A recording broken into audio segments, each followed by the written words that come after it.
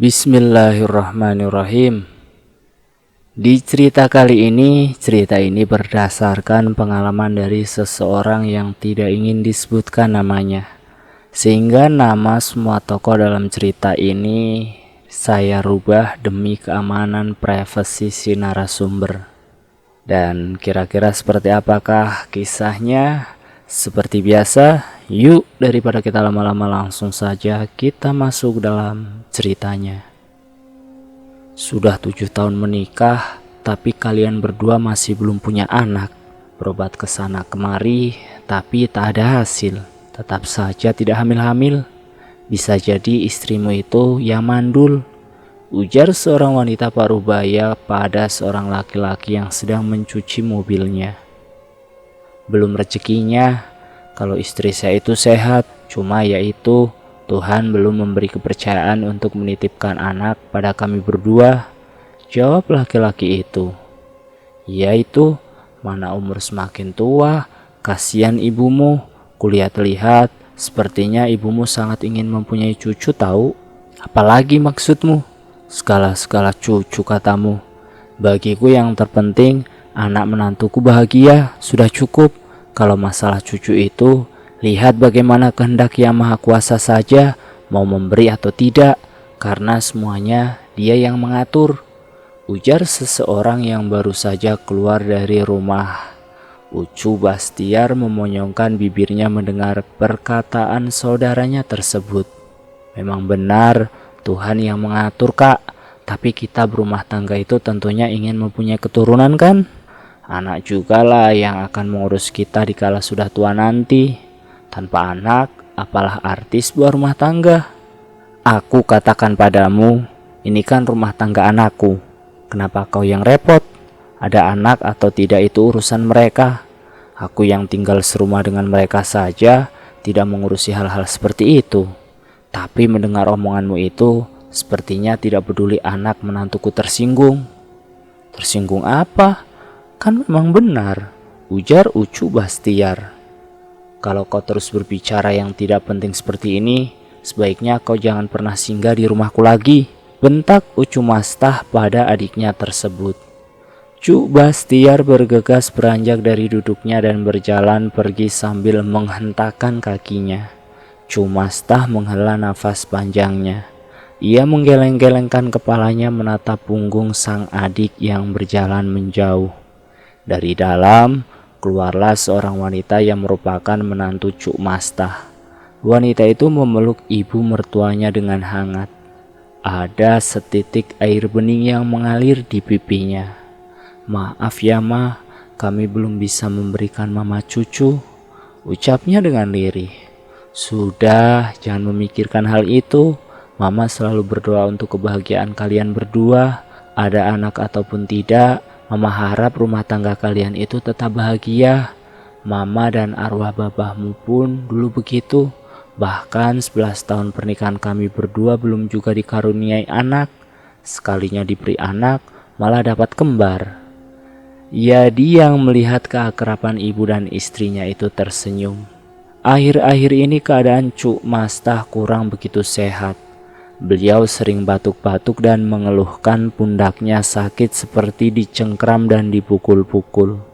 2 hari yang lalu beliau juga bercerita telah mendengar suara benda jatuh di atas kamar tidurnya. Namun anak dan menantunya tak ada yang curiga dan hanya menganggap itu semua mungkin ulah kelelawar atau binatang malam lainnya. Semakin hari Cuk Mastah semakin sakit parah. Bahkan kini setelah 2 minggu berlalu, beliau hanya bisa terbaring di atas tempat tidur. Wajahnya pucat dan semakin kurus. Hanya menantunya yang merawatnya setiap hari. Karena Yadi selalu sibuk bekerja, sementara saudara kembarnya tinggal di kota lain. Dina, panggil lirih Cu Mastah seraya berusaha meraih tangan menantu kesayangannya itu. Iya Mah, Mama rasa Mama sudah tidak kuat lagi Din. Kalau Mama sudah tidak ada, tolong jangan tinggalkan Yadi ya nak, walau apapun yang terjadi nanti. Dina menggenggam erat tangan ibu mertuanya yang sangat baik itu. Raut wajahnya nampak sangat sedih menatap sang ibu mertua. "Ma, jangan bicara seperti itu. Aku yakin mama pasti sembuh," ucapnya mulai terisak. Darah kental berwarna hitam keluar dari mulut Cuk Mastah.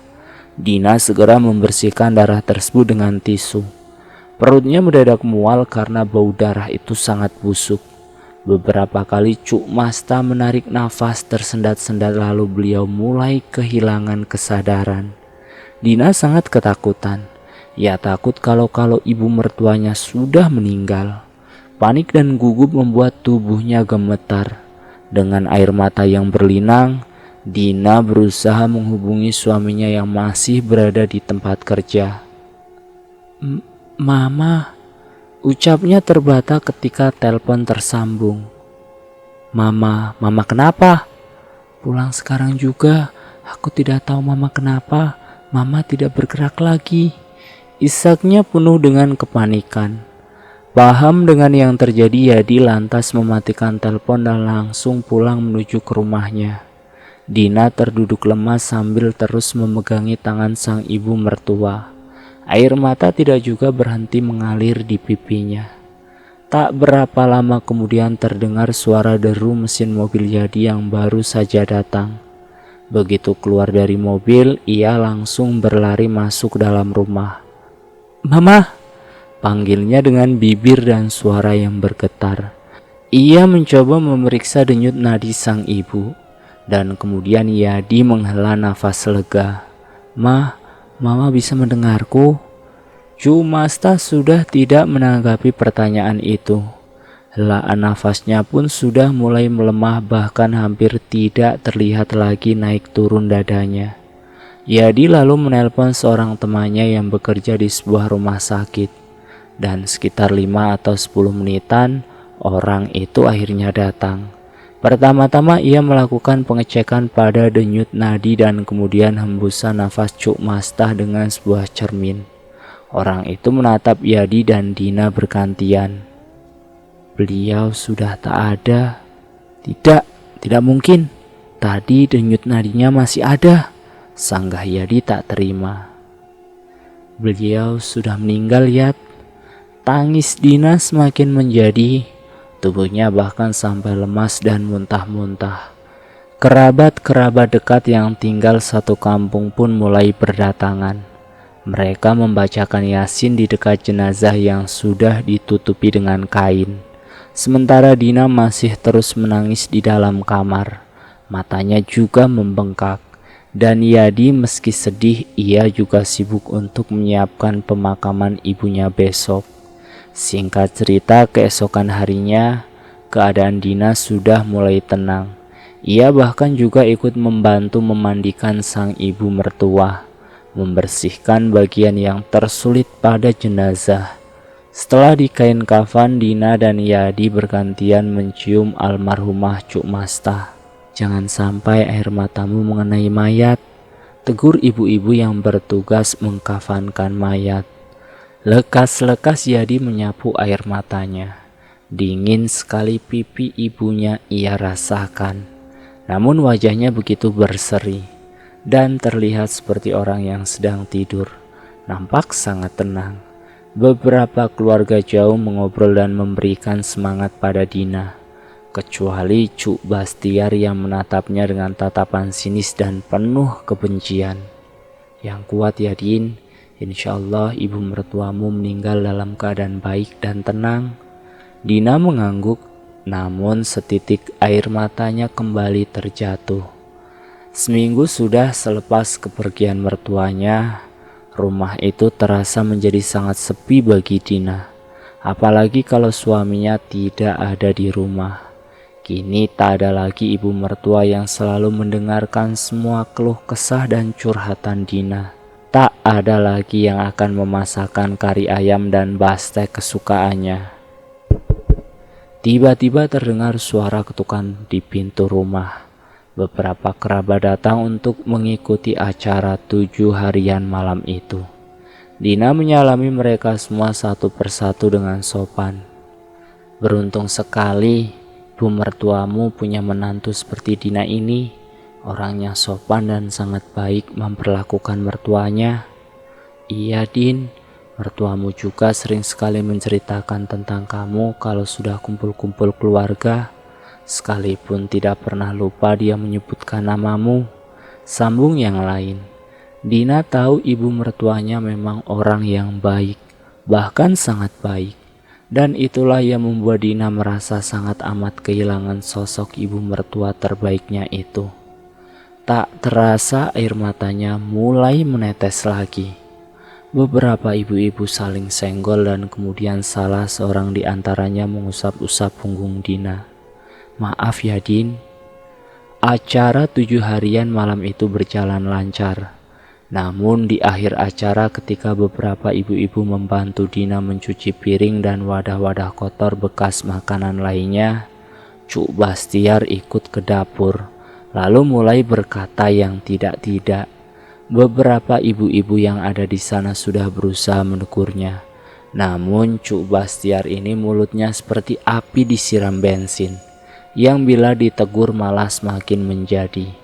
Ocehan jahatnya itu terhenti ketika Yadi masuk ke dapur dan menegurnya dengan nada suara tinggi.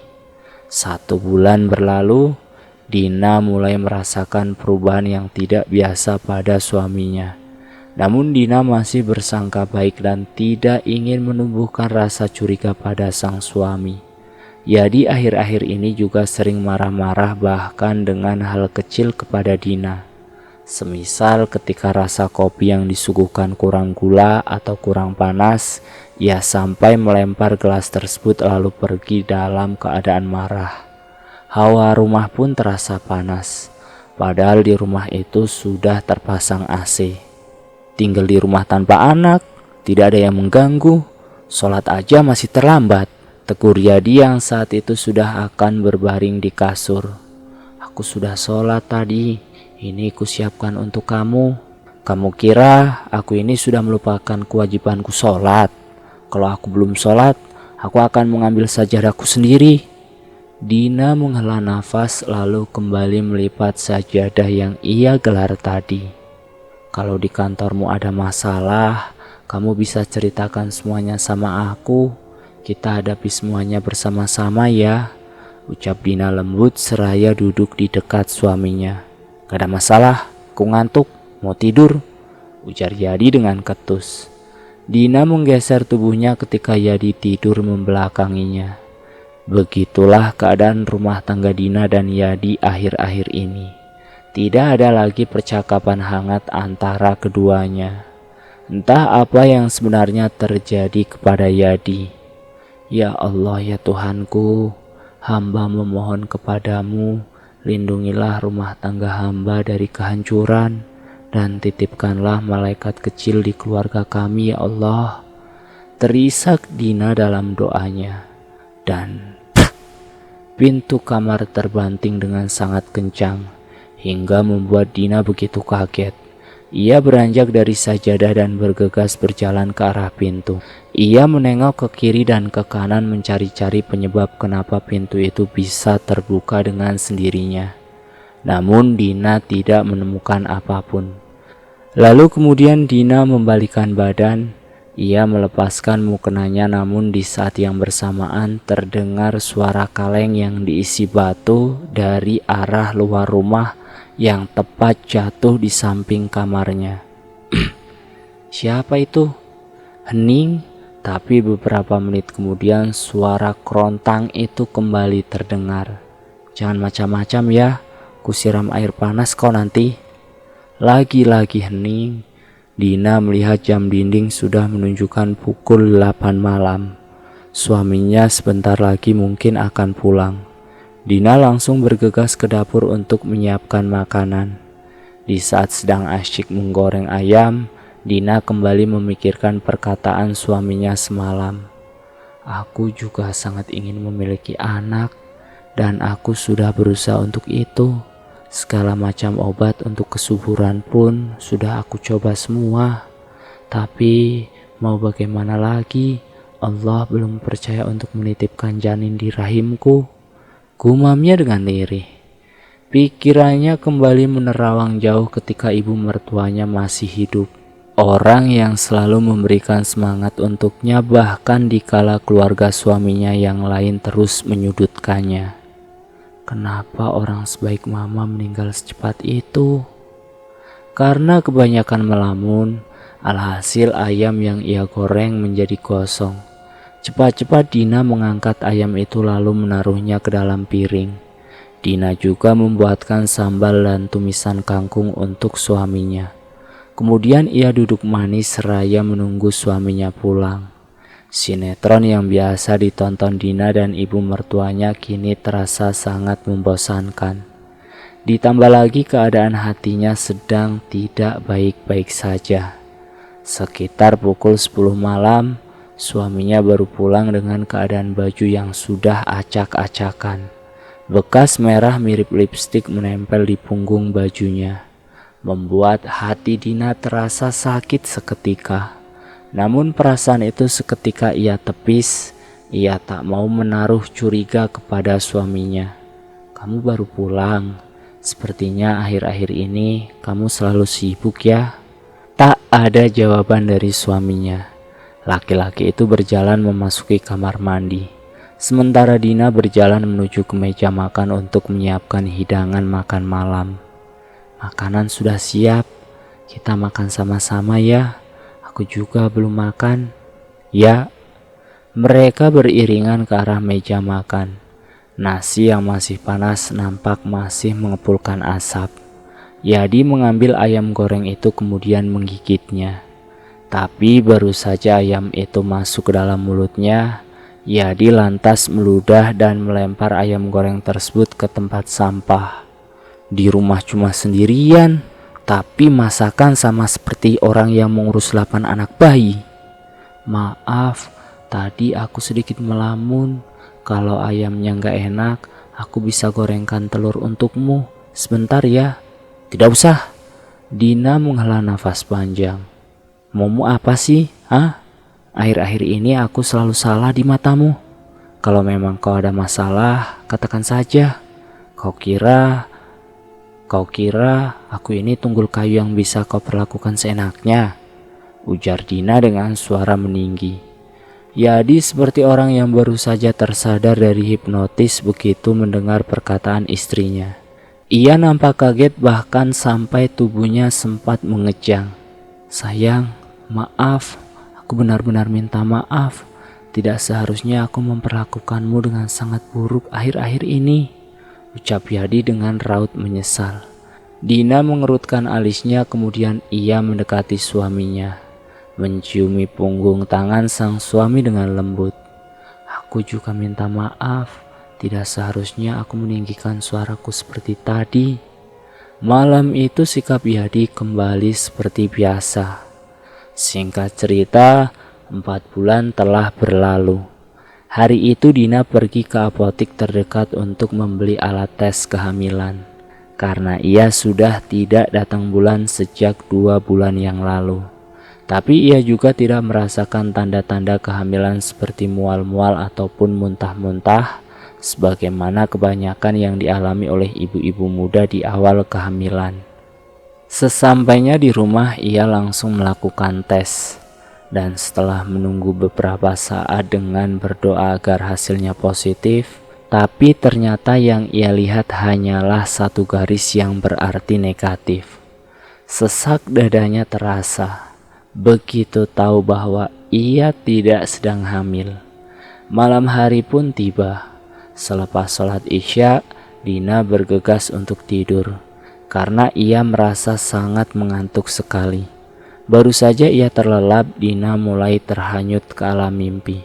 Ia bermimpi melihat dirinya sendiri sedang berbaring dengan kaki yang mengangkang dan di sela-sela kedua kakinya terlihat seorang perempuan dengan wajah pucat mengerikan. Rambutnya panjang dan acak-acakan. Dina meringis begitu tangan wanita itu mulai mengorek-orek, kemaluan Dina dengan kuku-kuku yang panjang dan terasa sangat menyakitkan. Lalu wanita itu menarik tangannya yang sudah dipenuhi darah kemudian mulai menjilatnya. Dina berteriak dan berusaha memberontak, namun tubuhnya terasa berat dan kaku, tak bisa digerakkan. Saat itu Dina hanya bisa meringis, menangis tanpa bisa melawan. Untungnya di saat yang bersamaan Dina berhasil terbangun dari tidurnya. Nafasnya tersengal, ada rasa nyeri di bagian perutnya. Begitu dia bangun dari tempat tidur, barulah ia sadar kalau ternyata ia datang bulan. Darah haid ada di spray. Lekas-lekas Dina ke kamar mandi membawa pembalut dan celana ganti. Lalu kemudian ia mengganti spraynya. Sekitar pukul 11 malam, Yadi datang membawakan martabak dan 2 bungkus nasi goreng. Ia mendapati istrinya yang saat itu terus-terusan memegangi perut. "Kamu kenapa?" "Biasalah, lagi datang bulan." Yadi menghela nafas panjang.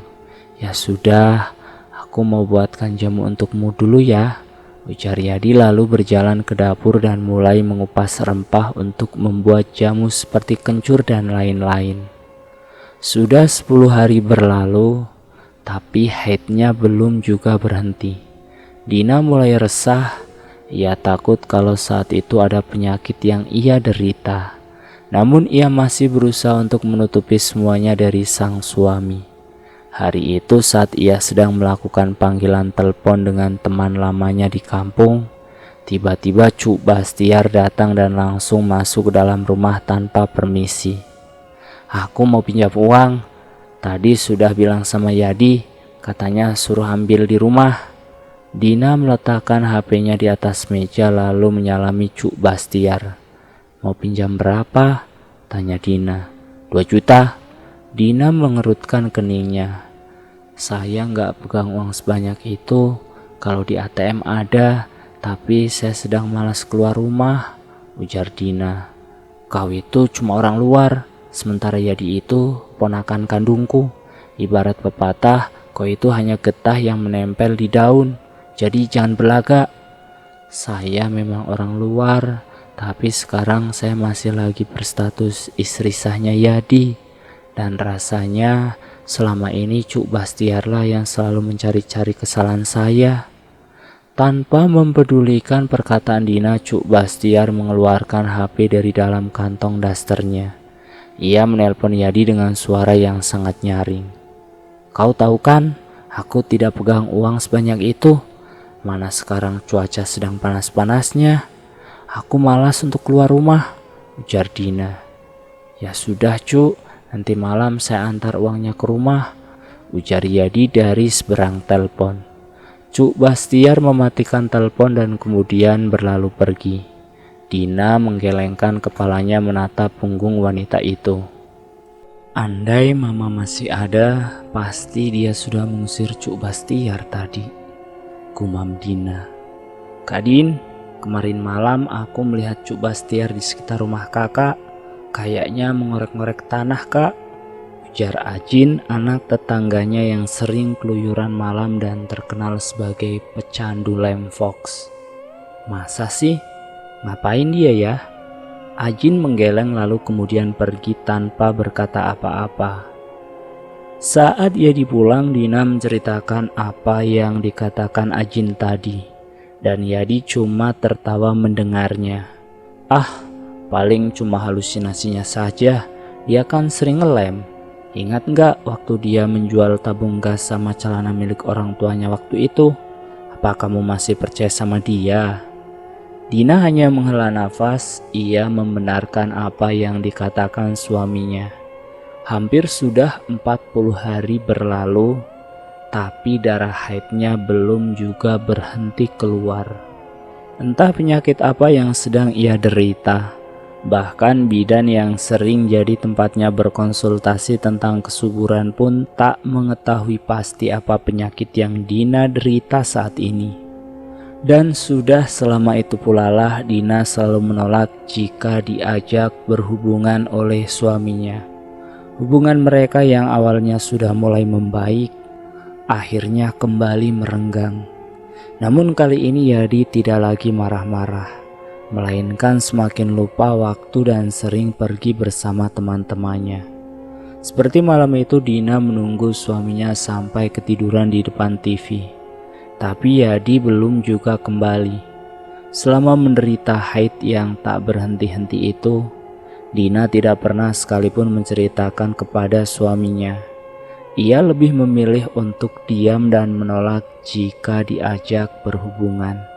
Bahkan Dina juga sering bermimpi hal-hal yang sangat mengerikan, seperti mimpi bertemu hantu, memuntahkan janin bayi, dan makan bersama dengan orang-orang asing yang memiliki wajah menyeramkan. Mimpi itu terus datang setiap ia memejamkan mata. Tubuh Dina kini menjadi kurus dan sangat pucat. "Kamu kurusan, Din?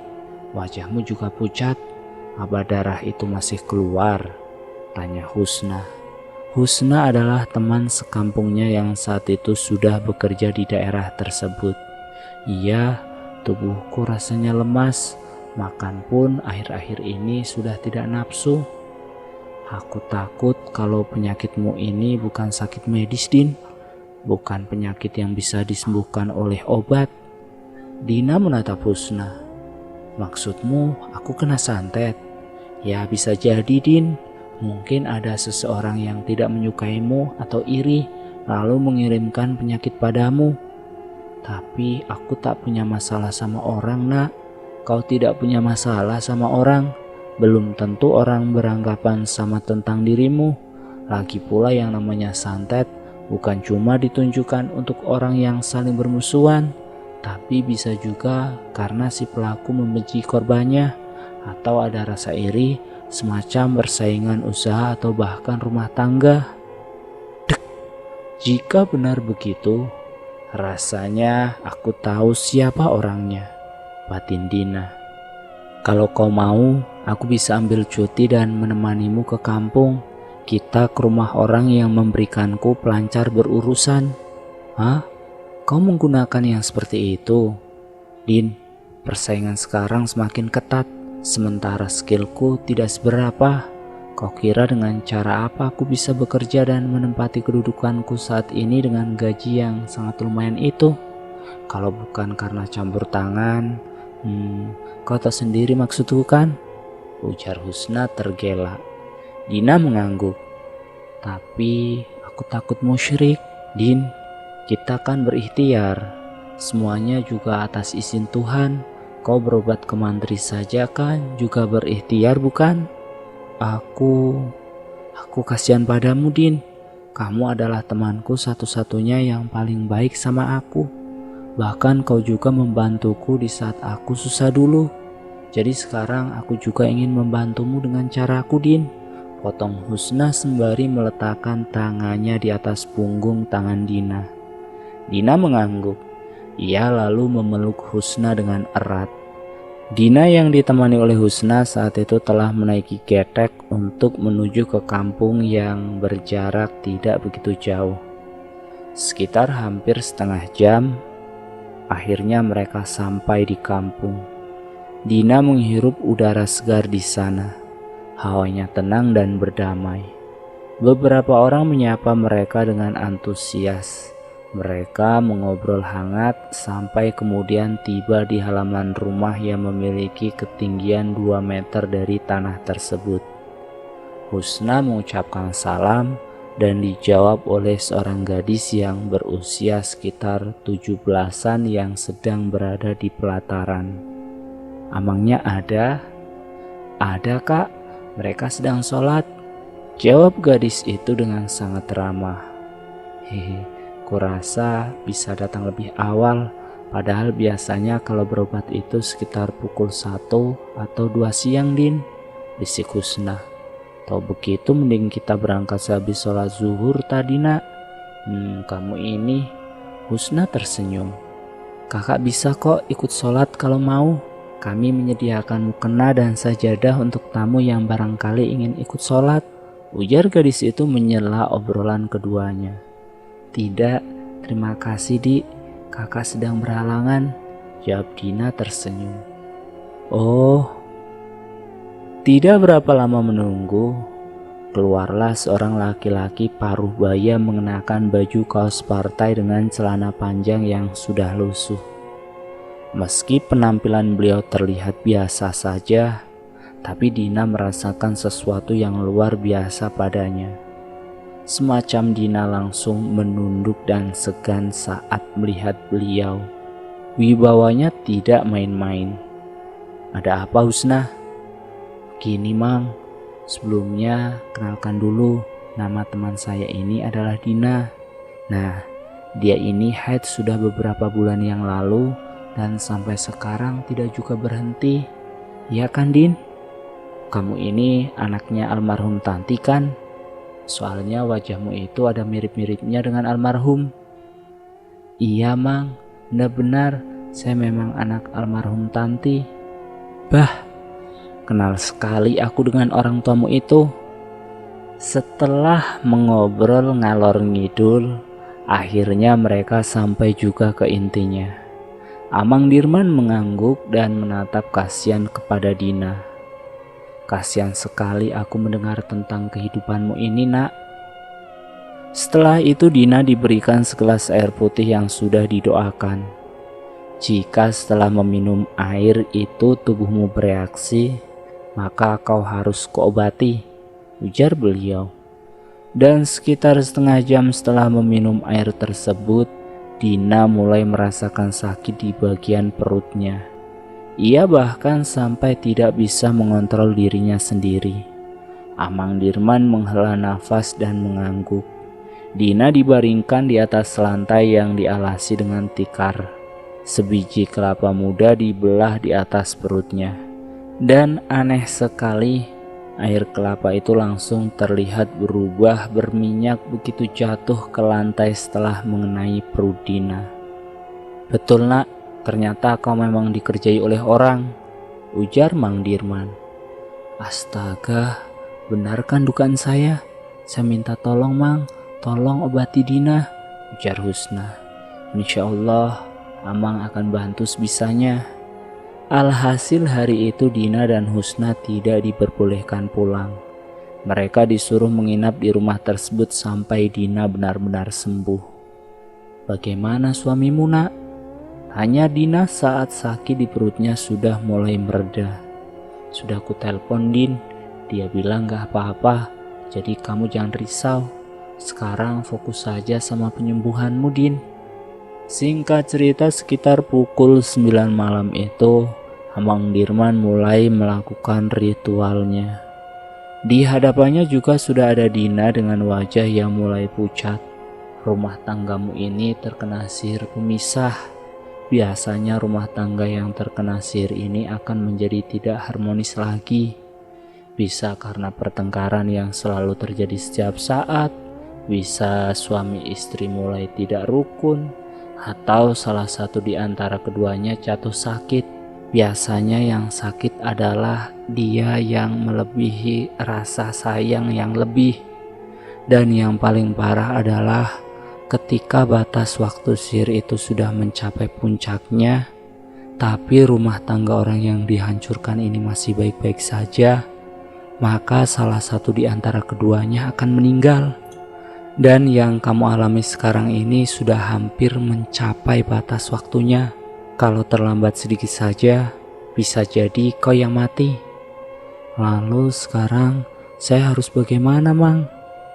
"Kita obati kau dulu, baru nanti kita ke rumahmu.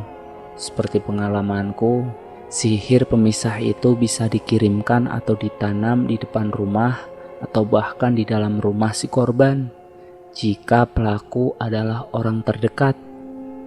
Dek, pikiran Dina melayang ke waktu di mana Ajin mengaku melihat Cuk Bastiar yang seperti orang sedang mengorek-ngorek tanah. Apa Amang tahu siapa orang yang sudah mengirimkan sihir ini? Bukan orang jauh, tapi juga tidak terlalu dekat dengan kalian. Berarti memang dia pelakunya, kumam Dina. Dina diberikan air di dalam sebuah gelas yang terbuat dari kayu. Di dalam gelas itu sudah terdapat akar kecil yang menggeliat-geliat. Saat air itu melewati tenggorokannya, Dina merasa sensasi dingin yang berjalan. Bahkan rasa dingin itu terasa sampai ke perutnya. Ketika sampai perut Dina berbunyi. Rasanya antara sakit menyayat dan seperti ingin buang air kecil. "Saya permisi sebentar, mau buang air kecil, Mang," ucap Dina yang langsung ditanggapi anggukan oleh Amang Dirman. "Kenapa, Din?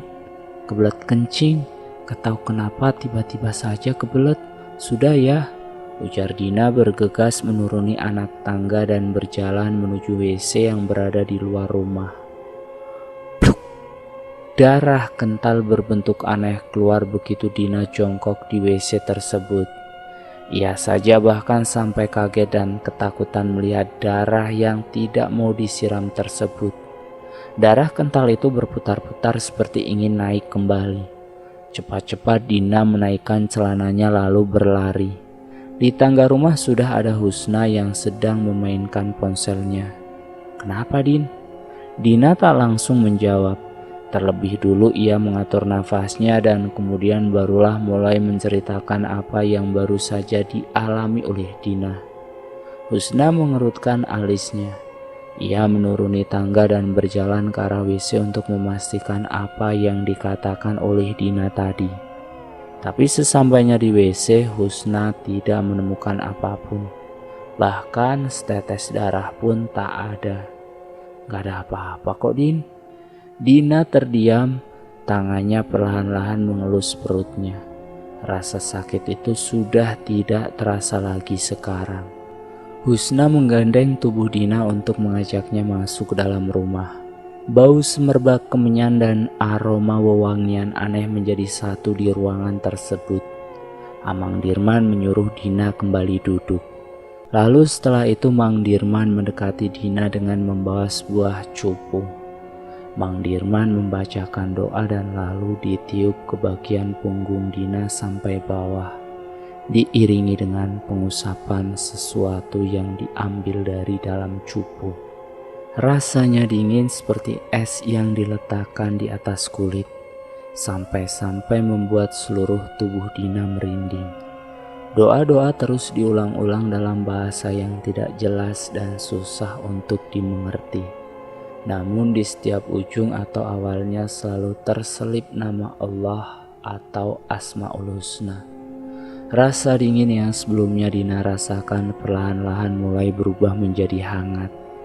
Seakan tahu apa yang Dina rasakan, Amang Dirman pun berhenti. Amang Dirman terlihat berkeringat sangat banyak, sehingga baju yang ia kenakan pun basah oleh keringat. Malam itu Dina dan Husna disuruh untuk tidur, sementara Amang Dirman dan istrinya masih mengobrol di teras rumah. Keesokan harinya Dina bangun dengan perasaan yang jauh lebih baik. Tubuhnya juga terasa segar dan ringan. "Alhamdulillah, Nak, haidku sudah berhenti. Syukurlah kalau begitu, aku ikut senang mendengarnya." Mereka berkumpul di ruang dapur yang luas untuk sarapan. Namun Mang Dirman tidak ada di sana. Wajah istrinya yang tidak secerah hari kemarin. Beliau nampak murung dan diam. "Amang kemana, Cuk? Dia sakit. Tadi malam badannya panas, hampir tidak bisa tidur. Begitulah kalau dia memaksakan diri untuk mengobati orang. Sekarang ini amangmu itu sebenarnya sudah tidak bisa lagi mengobati orang yang sakitnya parah. Setelah sebelumnya dia pernah hampir mati karena terlibat perkelahian halus dengan dukun orang dalam." Dina semula nampak ceria mendadak menjadi sedih mendengar jawaban istri Mang Dirman. "Ya Allah, kasihan Amang, gara-gara saya beliau sampai jatuh sakit," ucap Dina dengan lirih. "Doakan saja semoga dia lekas sembuh. Sekarang kalian makanlah. Ucu mau membuatkan kopi panas dulu untuk Amang kalian." Selesai makan, Dina dan Husna pun berpamitan untuk pulang. Mereka menaiki ketek lagi untuk kembali. Namun baru saja ketika Dina sampai di rumah, Yadi sudah menunggunya dengan raut wajah yang penuh kemarahan. Di sebelahnya berdiri Ucuk Bastiar dengan senyum sinis. Istri macam apa kau ini? Hah? Pergi tanpa izin suami? Jangan-jangan kau pergi bersama laki-laki lain ya? Dina menggeleng. Ia menjelaskan apa yang terjadi. Tapi sudah terlambat. Yadi sudah termakan omongan Cuk Bastiar. Dan saat itu juga tanpa pikir panjang ditambah hasutan dari Cuk Bastiar, Yadi menjatuhkan talak kepada Dina. Seketika dunia rasanya runtuh dan hati Dina hancur berkeping-keping mendengar apa yang baru saja Yadi katakan. Ia terduduk menangis sesenggukan. Sakit, sedih, tentu saja. Bagus Di, kau sudah membuat keputusan yang tepat. Setelah ini aku yakin kau pasti akan menemukan istri yang jauh lebih baik dari perempuan ini. Dan yang pastinya tidak mandul. Husna yang mendengar kabar itu langsung menemui Dina di rumahnya. Barang-barang Dina sudah dikeluarkan semua oleh Yadi dan Cuk Bastiar. Kau tidak bisa mengusir Dina begitu saja, Di. Kalaupun ingin bercerai, kalian harus membagi harta. Di mana rasa tanggung jawabmu? Hah? Bentak Husna seraya menuju tepat ke wajah Yadi. Harta-harta. Harta apanya? Kau pikir si Dina selama ini bekerja? Hah? Dia asik menghabiskan uang keponakanku saja. Kau gila, Di. Kau lebih percaya omongan wanita tua mulut sampah ini ketimbang istrimu yang jelas-jelas selama ini sudah tulus hidup merawat kau dan ibumu. Ayo Din, kita pergi ke rumahku. Kau tidak akan mati hanya karena bercerai dengan laki-laki egois ini. Akan kupastikan kau mendapatkan suami yang jauh lebih baik ketimbang bajingan gila ini. Ujar Husna seraya menarik tangan Dina untuk membawanya pergi. Sekilas Husna melihat wajah Cuk Bastiar nampak tersenyum puas menatap kepergian mereka. Aku tidak bisa bercerai begitu saja dengan suamiku, Nak. Pesan ibu mertuaku belum aku tunaikan. Pikirkan perasaanmu, Din. Untuk apa kau mempertahankan laki-laki yang bahkan tidak mempertahankanmu? Sepeser pun Dina sama sekali tidak menerima harta perpantangan dari Yadi. Tapi itu bukan masalah besar bagi Dina. Ia juga tidak menginginkan harta tersebut. 2 minggu setelah perceraiannya, Dina mulai menjalani hidup baru. Meskipun ia masih ikut tinggal di rumah Husna, dan baru beberapa hari ini dia bekerja di tempat Husna. Hingga 6 bulan berlalu, Dina sudah mulai dekat dengan seorang laki-laki. Sementara Yadi kabarnya sudah menikah dengan anak Cuk Bastiar. Kini Dina dan Husna tahu maksud dan tujuan dari Cuk Bastiar mengirimkan sihir pemisah itu. Rupanya dia ingin anaknya menikah dengan Yadi yang memang sudah mapan. Dina sudah ikhlas dengan semuanya. Ia juga mendoakan agar mantan suaminya bahagia dengan istri barunya. Selamat ya Din, ucap Husna setelah Dina dan Boy resmi menikah. Terima kasih ya Nak, sudah mau menampungku selama ini, mau memberiku makan gratis dan membantuku dalam segala hal. Apa sih? Kebaikanmu padaku pun apa kurangnya? Aku hanya membalas kebaikanmu, Din. Singkat cerita, 7 bulan setelah menikah dengan Boy, Dina mengandung. Mereka sangat gembira.